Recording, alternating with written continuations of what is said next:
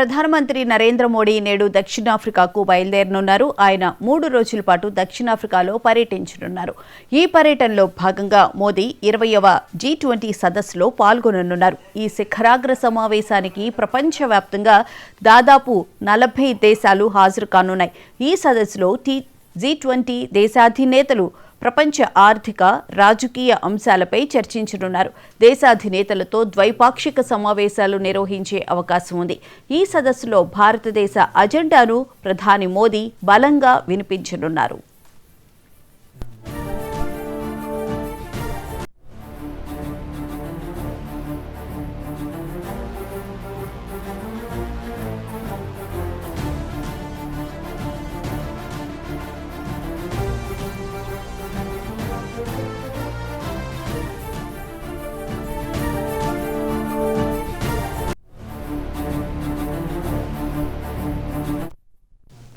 ప్రధానమంత్రి నరేంద్ర మోడీ నేడు దక్షిణాఫ్రికాకు బయలుదేరనున్నారు. ఆయన 3 రోజుల పాటు దక్షిణాఫ్రికాలో పర్యటించనున్నారు. ఈ పర్యటనలో భాగంగా మోదీ 20వ G20 సదస్సులో పాల్గొననున్నారు. ఈ శిఖరాగ్ర సమావేశానికి ప్రపంచవ్యాప్తంగా దాదాపు 40 దేశాలు హాజరు కానున్నాయి.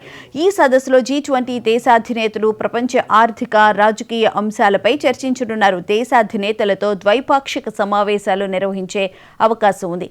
ఈ సదస్సులో భారతదేశ అజెండాను ప్రధాని మోడీ బలంగా వినిపించనున్నారు.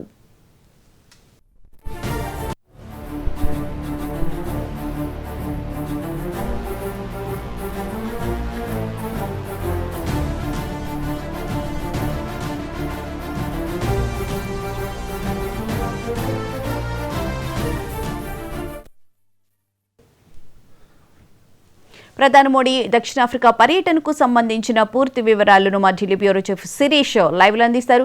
శిరీష్, చెప్పండి, 3 రోజుల పాటు ప్రధాని దక్షిణాఫ్రికాలో పర్యటించనున్నారు. ముఖ్యంగా దేశం యొక్క సమగ్రతకి సంబంధించి, అలాగే రాజకీయ, ఆర్థిక అంశాల గురించి కూడా మాట్లాడే అవకాశం ఉంది అని అంటున్నారు. డీటెయిల్స్ ఏంటి?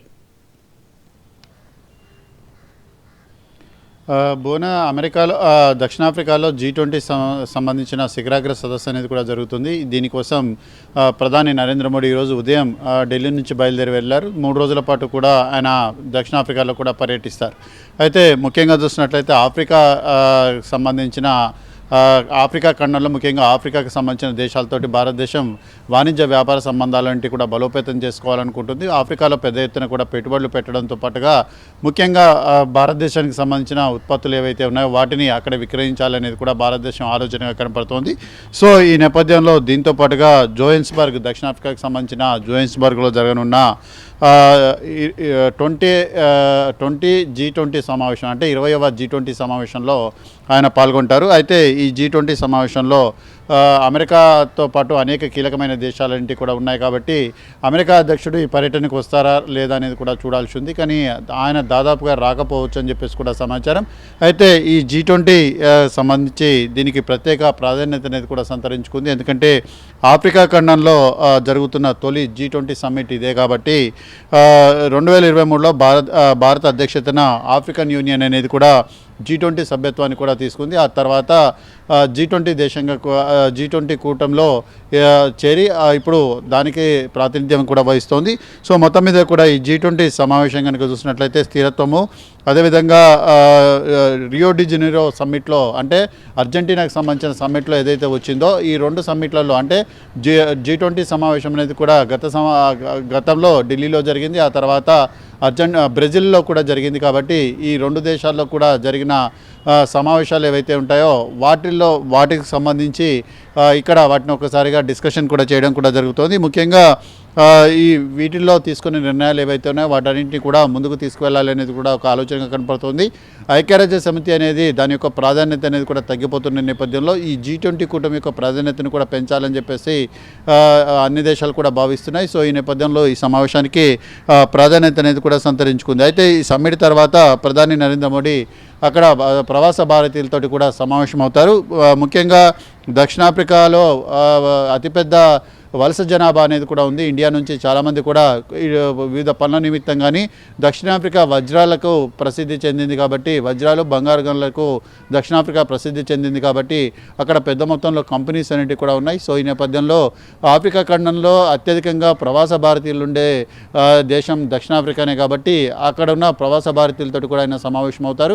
ఈ సందర్భంగా దక్షిణాఫ్రికా తోటి కూడా అనేక అంశాల్లో చర్చలు అనేవి కూడా జరుగుతాయి. దాంతోపాటుగా G20 సమ్మిట్లో పాల్గొనడానికి వచ్చిన వివిధ దేశాలకు సంబంధించిన అధినేతలతో కూడా ప్రధాని నరేంద్ర మోడీ ప్రత్యేకంగా భేటీ కావడం జరుగుతుంది.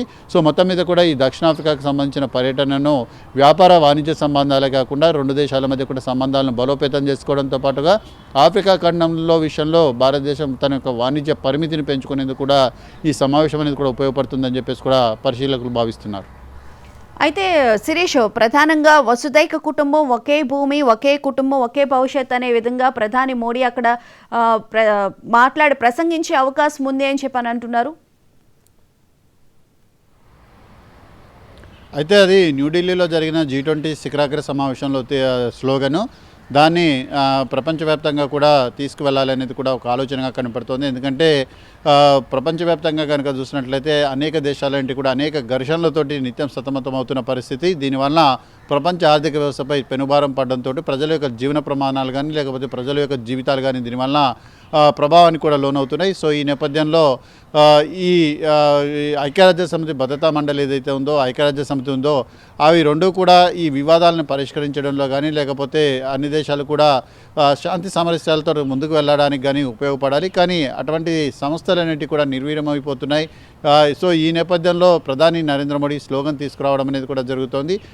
భారతదేశం యొక్క ప్రాధాన్యత అనేది కూడా ప్రపంచ దేశాల్లో కూడా పెరుగుతున్న నేపథ్యంలో భారత్ ఒక దిక్సూచిలాగా కూడా ప్రపంచానికి కూడా పనిచేయాల్సిన పరిస్థితి అనేది కూడా ఏర్పడింది. ప్రపంచంలో ఏ సమస్య వచ్చినా కూడా పరిష్కారం కోసం భారత వైపే చూడడం అనేది కూడా పరిపాటిగా కూడా మారింది. కాబట్టి అయితే ఇప్పటివరకు కూడా ప్రపంచంలో ఏ దేశాలైతే ప్రభావం చూపిస్తున్నాయో, ముఖ్యంగా లీడ్ చేస్తున్నాయో ఆ దేశాల యొక్క ప్రాధాన్యత అనేది కూడా తగ్గిపోతుంది.